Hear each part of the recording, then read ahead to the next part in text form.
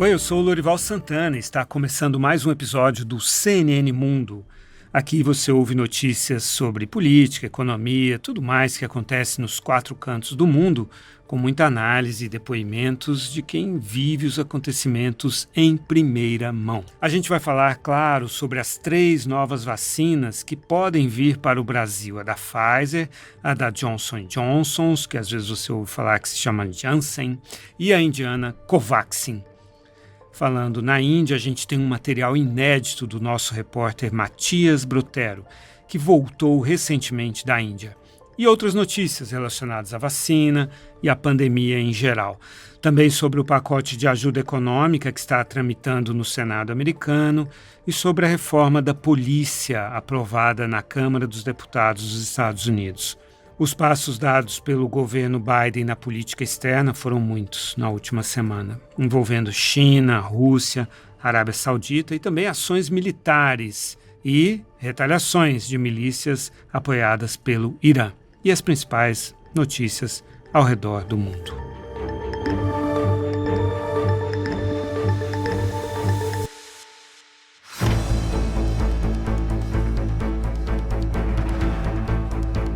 Bom, aqui no Brasil, o Ministério da Saúde assinou a intenção de compra de 100 milhões de doses da vacina da Pfizer e de 38 milhões de doses da Johnson & Johnson, ou Janssen, que é o nome da unidade de vacinas da Johnson & Johnson. Da Janssen, Johnson & Johnson, só em setembro.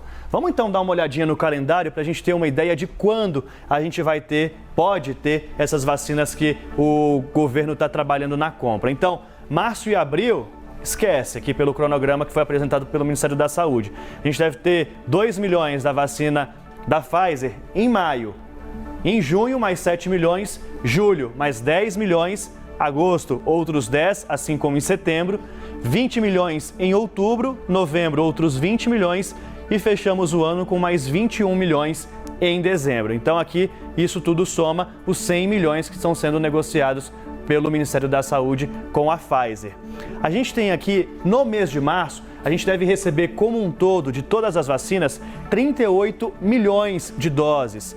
No primeiro semestre, são 189 milhões de doses, quase 190 milhões. Só que, de todas as doses que podem ser entregues, 39 milhões são de laboratórios que ainda não têm a aprovação da Anvisa. Bom, a gente já sabe que a Pfizer tem uma eficácia de 95%, isso nos testes da fase 3. Mas sabe também que no mundo real, depois da vacinação em massa em Israel, ela provou ter uma eficácia de 94% depois da segunda dose e até de 57% depois da primeira dose. E mais de 92% das pessoas que foram vacinadas pela Pfizer não tiveram casos graves da doença e 62% já depois da primeira dose. E mais, a Pfizer previne 72% das mortes depois da primeira dose. Isso foi a experiência de Israel com 600 mil pessoas que foram vacinadas lá. Ela tinha aquele problema, você se lembra, de ter que ficar armazenada congelada, né? A 60 a 80 graus negativos, o que era um grande complicador aqui para a nossa infraestrutura. Mas, depois de novos testes, foi visto que ela funciona entre 15 e 25 graus negativos. A da Johnson & Johnson traz boas notícias em relação a tudo isso. Primeiro que é uma dose só. Então, se eu falo 38 milhões de doses, são 38 milhões de brasileiros. Além disso, ela pode ser guardada num refrigerador comum. Ela não precisa ser congelada. Ao longo de 3 meses, ela pode ficar numa temperatura de 2 a 8 graus positivos. O Ministério da Saúde anunciou que pretende comprar 100 milhões de doses da vacina da Pfizer, que é a única que a gente falou, tem registro definitivo no Brasil, e 38 milhões da vacina da Johnson & Johnson, que é de dose única. A gente ainda não tem ela aprovada aqui pela nossa Anvisa, e o ministro da Saúde, Eduardo Pazuello, pediu exclusividade para a compra das vacinas pela União. E é uma vacina com uma sólida testagem no Brasil. Ela foi testada aqui em 11 estados por 28 centros de pesquisa. Foram 43.783 participantes no mundo inteiro: Brasil, Argentina, Chile, Colômbia, México, Peru, África do Sul e Estados Unidos. A África do Sul, ela pegou lá já aquela variante sul-africana, porque foi testada entre setembro e outubro. Aqui ela não pegou a variante brasileira, que é uma variante que está preocupando muito os infectologistas. Mas foi testada no Brasil, afinal de contas. A eficácia geral dela é 66%. Aqui na América Latina, ela alcançou 66% contra a doença moderada e grave. Não há um índice específico para o Brasil. Na África do Sul, a eficácia foi de 57%. E nos Estados Unidos, que ainda no período não tinham um forte acometimento dessas variantes, 72%. Contra a doença grave, 85%. Ainda falando da Pfizer e também da AstraZeneca, um outro estudo feito pelos órgãos de saúde britânicos mostrou que em pessoas de 70 anos ou mais, ela evita a hospitalização em 80% dos casos. Elas evitam, tanto a Pfizer quanto a AstraZeneca. E no caso de pessoas com mais de 80 anos, a eficácia é de 70% com uma dose e 89% com 2 doses. Isso indica, então, que a AstraZeneca, que está incluída nesse estudo, é sim eficaz contra idosos, ao contrário da recomendação que foi feita na Alemanha, na França, na Itália e na Polônia contra a aplicação de pessoas com mais de 65 anos. Claro, a AstraZeneca é uma vacina que está sendo usada aqui no Brasil e a Pfizer deve vir daqui a um tempo, se tudo der certo. Por causa dessas recomendações na Alemanha, França, Itália e Polônia contra a aplicação em idosos, tem havido uma grande rejeição da AstraZeneca na União Europeia. Um levantamento do jornal The Guardian mostrou que 4 de cada 5 doses entregues à União Europeia não tinham sido aplicadas no final da semana passada.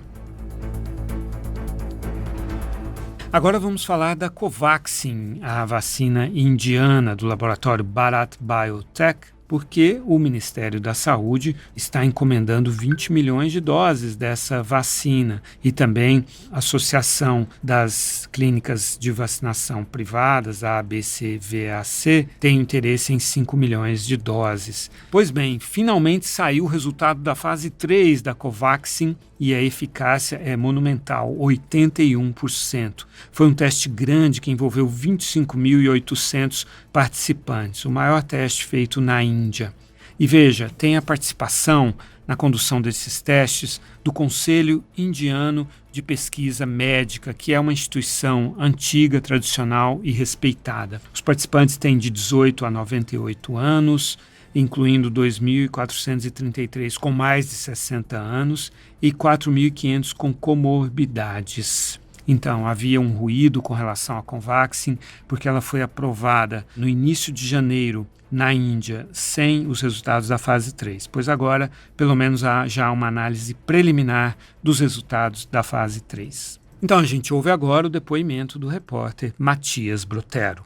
Olá a todos, meu nome é Matias Brotero, sou repórter da CNN Brasil em Brasília. Eu estive em Mumbai em janeiro para cobrir os 2 milhões de doses da vacina da Universidade de Oxford em parceria com a AstraZeneca e eu vou trazer um breve relato para explicar o que eu vi, para relatar exatamente o que eu vi durante essa viagem. Eu fiquei numa quarentena de 7 dias completamente fechado no quarto, lá de onde eu produzia todo o material para a CNN. A partir do 7º dia eu pude ser liberado para ir, de fato, às ruas de Mumbai. E nesse meio tempo todo eu inclusive visitei o Instituto Serum, que se chama de maior indústria farmacêutica, maior laboratório farmacêutico em termos de produção do mundo. É lá que eles produziram os 2 milhões de doses da vacina de Oxford e é de lá que sairão outras doses que vão completar os 10 milhões de doses que nós antecipamos aqui na CNN, que virão da Índia, especificamente do Instituto Serum. Se por um lado você tem autoridades muito rijas na Índia, o que eu observei é que a população anda em grande maioria sem máscara, em grande grandes aglomerações também. Eu, inclusive, quando eu saí para a rua, finalmente tive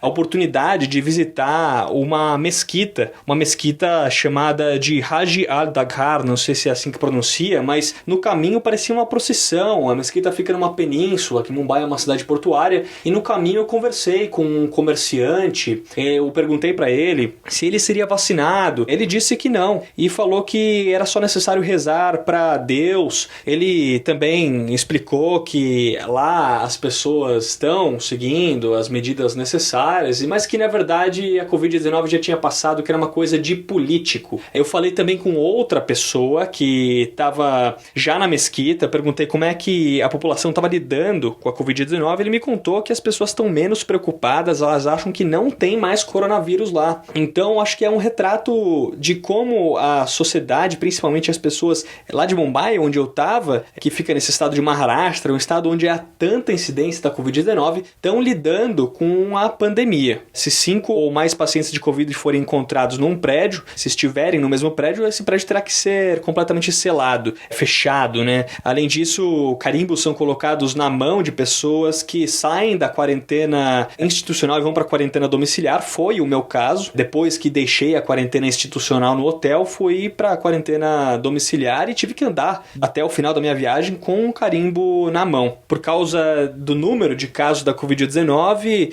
se 5 pessoas forem encontradas, 5 pacientes da Covid-19 foram encontrados no mesmo prédio, esse prédio vai ser selado, vai ser fechado. Carimbos são colocados nas mãos de pessoas, como foi meu caso também. Daí, quando eu saí da quarentena institucional e fui para a quarentena domiciliar, um pouco mais flexível, eu pude ir para a rua. Mesmo assim, as pessoas sabiam que eu estava quarentenado, estava com carimbo na mão até o fim da minha viagem. E, de acordo com a imprensa local, agora por causa dessa nova variante da Covid-19 aqui que vem do Amazonas, no Brasil, a variante africana e também a variante do Reino Unido, as autoridades sanitárias e os policiais, eles estão mais rígidos, principalmente com a chegada dos brasileiros, de pessoas que vêm de onde tem essas variantes. No caso do Brasil, por exemplo, aumentou o número de testes de Covid-19 que tem que ser feitos antes e depois dos voos. Eu, por exemplo, fiz um teste antes de ir para a Índia, realizado com no máximo 72 horas de antecedência, e o mesmo se repetiu para sair da Índia também, até Dubai, de onde eu peguei o voo para o Brasil. O repórter Matias Brotero, da CNN, pergunta a um cidadão indiano sobre a presença de muitos cidadãos na rua enquanto o coronavírus ainda causa números alarmantes na Índia. O cidadão responde que as pessoas costumam não acreditar muito no coronavírus e, por conta disso, elas estão se descuidando e não obedecendo às normas de segurança. Matias também pergunta sobre a questão da religião, já que muitas pessoas saem às ruas por estes motivos. Apesar da população não estar seguindo as normas de segurança, ele diz que estão indo pouco a pouco aos templos e crê que a religião não está impedindo para que esse problema cesse. Também diz que espera que 2021 não seja que nem 2020 e que toda esta crise passe logo, seja diferente.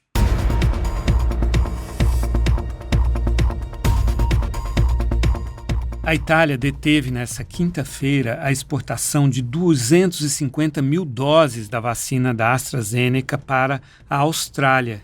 É a primeira interceptação desse tipo desde a adoção do chamado regime de transparência na exportação pela União Europeia. Lembra quando a União Europeia estava com gargalos de produção e ameaçou bloquear as exportações de vacinas? Antes de tomar essa medida, o governo italiano informou à Comissão Europeia que teria o poder de impedir o governo italiano de fazer isso, mas não fez nada. É o primeiro capítulo na chamada guerra comercial das vacinas. O Fundo Russo de Investimento Direto disse que a agência reguladora europeia iniciou a análise da vacina russa Sputnik. Ela já é usada num país membro da União Europeia, a Hungria. E, segundo o Fundo Russo, em 42 países, com uma população total de 1 bilhão e 100 milhões de pessoas. A chanceler alemã Angela Merkel manifestou interesse nessa vacina. Ela está sendo pressionada na Alemanha por causa desse ritmo muito lento na distribuição das vacinas. E tem eleição na Alemanha em setembro. Existe um problema de vacinas falsas, de quadrilhas que atuam na China há vários anos. Pois bem, É uma operação da Interpol envolvendo as polícias da China e da África do Sul. Prendeu 80 pessoas por falsificarem vacinas. Foram encontradas 3.000 doses na China e o equivalente a 2.400 doses na África do Sul. Segundo a Interpol, é apenas a ponta do iceberg de uma vasta rede. Um relatório do UNICEF, o Fundo das Nações Unidas para a Infância e Adolescência, mostrou que 168 milhões de crianças ficaram totalmente sem aulas ao longo do ano passado, no mundo inteiro. 168 milhões. Dessas, 98 milhões estão na América Latina. 98 milhões representa 58% do total. E a população da América Latina é 8% do mundo. Por aí você vê que há realmente um viés muito forte na América Latina de deixar as crianças fora da escola quando comparado com outros países do mundo. As pesquisas mostram, tanto nos Estados Unidos quanto na Europa, que as crianças transmitem muito pouco o coronavírus. A volta às aulas nos Estados Unidos e na Europa não aumentou o número de casos da doença. Esse é um dado muito importante. As crianças não só são muito mais resistentes a desenvolver a doença, como também elas transmitem muito menos. Esse é um dado fundamental para tomar decisões sobre a volta às aulas, que nós sabemos que é muito importante para a saúde mental e física das crianças e o desenvolvimento intelectual também.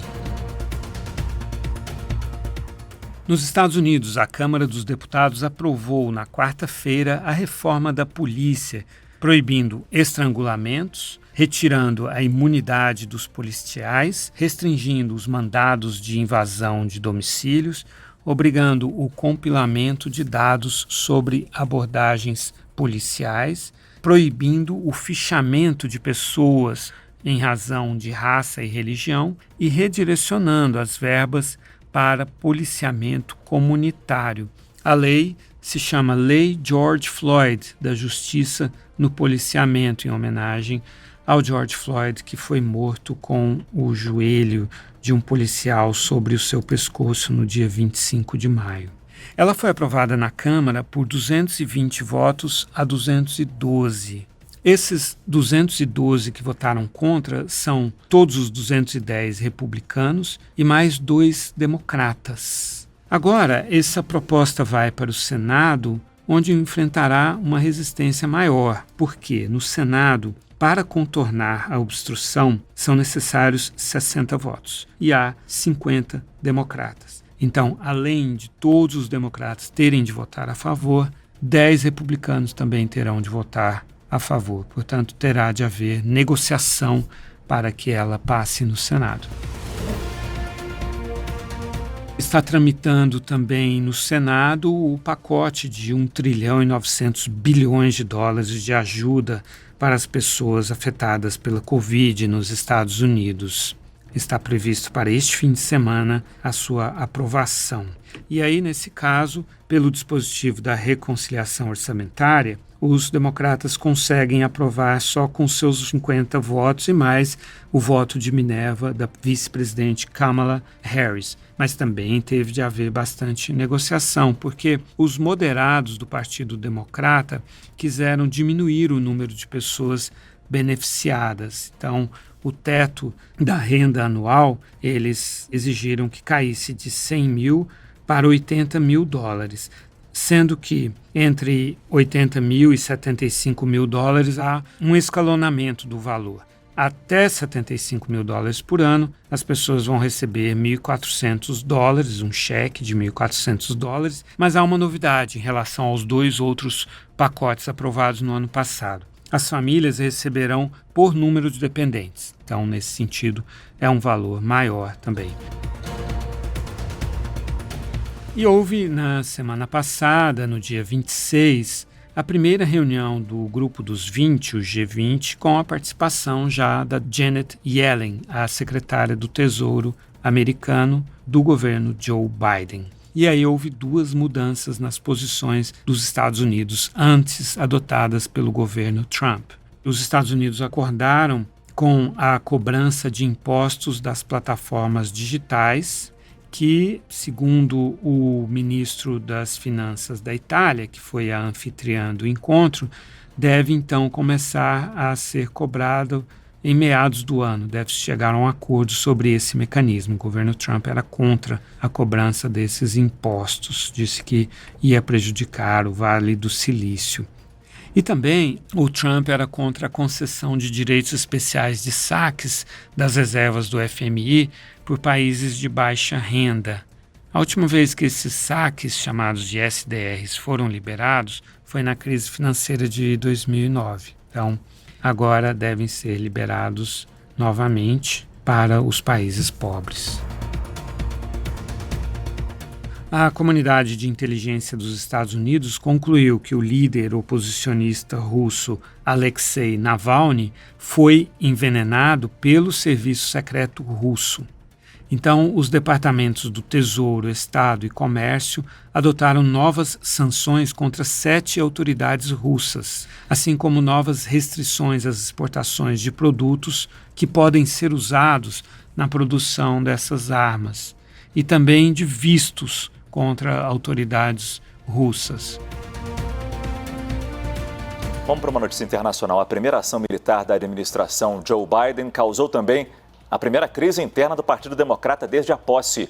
Alguns apoiadores do presidente questionam a autorização para o bombardeio contra milícias na Síria, se esse bombardeio tem respaldo na lei. A Casa Branca diz que sim. Você se lembra que houve um ataque contra uma base dos Estados Unidos no dia 15 de fevereiro em Erbil, a capital do Kurdistão iraquiano, que matou um empreiteiro civil local. Esse ataque foi atribuído a milícias pró-iranianas. Os Estados Unidos retalharam com um bombardeio contra posições dessas milícias no lado sírio da fronteira com o Iraque. E essas milícias, por sua vez, retalharam novamente numa base dos Estados Unidos em Bagdá. E também mataram um prestador de serviços civil não americano.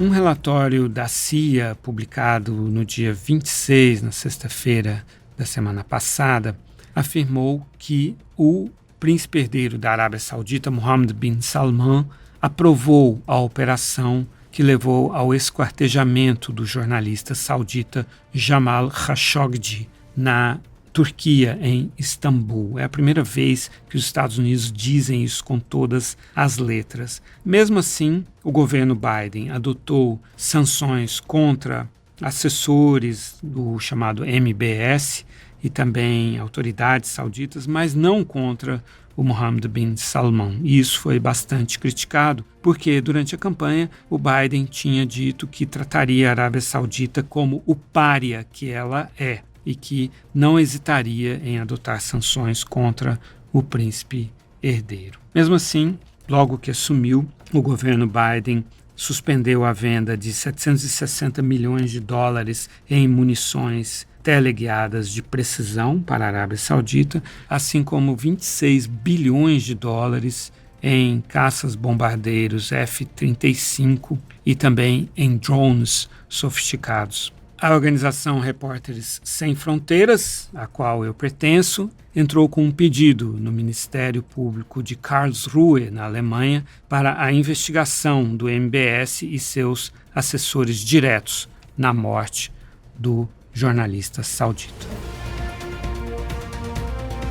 Os Estados Unidos têm um acúmulo de 473 mil pedidos de imigração para processar. Em janeiro de 2020, esse número era 75 mil. Eles vinham se acumulando no governo Trump, mas, naturalmente, com a pandemia, houve esse grande acúmulo de números. Isso foi uma informação dada pela subsecretária de Assuntos Consulares dos Estados Unidos num briefing para as embaixadas americanas.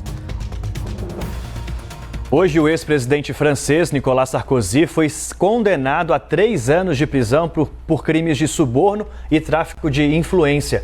O Tribunal Correcional de Paris decidiu que 2 dos 3 anos da condenação não precisam ser cumpridos e o terceiro ano pode ser convertido em prisão domiciliar ou vigilância com uso de tornozeleira eletrônica.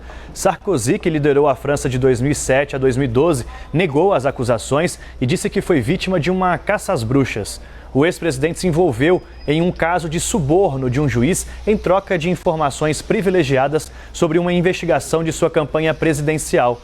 A polícia obteve conversas telefônicas entre Sarkozy e seu advogado que revelaram o contato com o juiz subornado. Com a condenação, o ex-líder francês se tornou o primeiro ocupante do Palácio do Elyseu a ser condenado à prisão.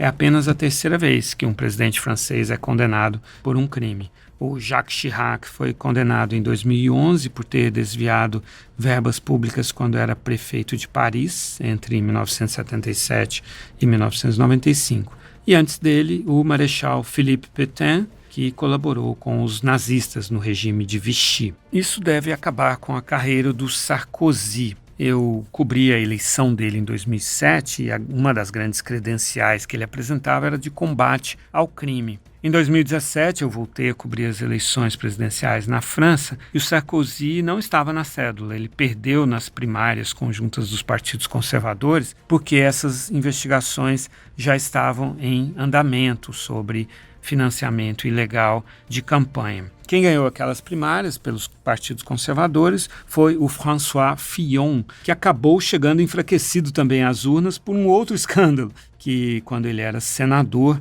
o gabinete dele pagou os salários para a mulher dele, para um casal de filhos, sem que tivessem prestado serviços. A ausência do Nicolas Sarkozy pode favorecer a Marine Le Pen, que é a líder de ultradireita, que foi para o segundo turno em 2017 e obteve 32% dos votos, perdeu para o Emmanuel Macron. Mas como o Sarkozy ele é contra a imigração, o fato de ele não estar na disputa eleitoral encaminhará esses votos contra a imigração, uma parte deles pelo menos para Marine Le Pen, como aconteceu em 2017. No Peru, começou na segunda-feira o julgamento do ex-presidente Alberto Fujimori. Ele é acusado de esterilizações forçadas de 270 mil mulheres, quando ele era presidente entre 96 e 2000. O Fujimori já cumpre pena de prisão, que ele cumpre em casa pela idade avançada e pelo câncer, por 25 anos por outras violações dos direitos humanos no combate ao Sendero Luminoso, o grupo maoísta terrorista do Peru. Em Myanmar, a líder Aung San Suu Kyi é alvo de mais 2 acusações na justiça birmanesa. Ela teria feito declarações que causam alarme na população e teria induzido a população a cometer crimes contra o Estado. Você se lembra que ela foi presa, acusada de importar walkie-talkies ilegalmente. Claro que isso no contexto do golpe militar, né? Uma junta militar tomou o poder depois de não reconhecer a derrota eleitoral no parlamento birmanês. O Tribunal Penal Internacional de Haia anunciou que vai investigar denúncias de crimes de guerra por Israel nos territórios palestinos. Tanto Israel quanto o secretário de Estado americano, Antony Blinken, criticaram essa iniciativa. Um dos argumentos é que Israel não é integrante desse tribunal. Bom, e aqui termina o CNN Mundo. A gente vai estar de volta dentro de uma semana, sempre nas manhãs de sexta-feira. Não deixe de assinar este podcast no seu agregador de podcasts favorito. Até lá e um abraço.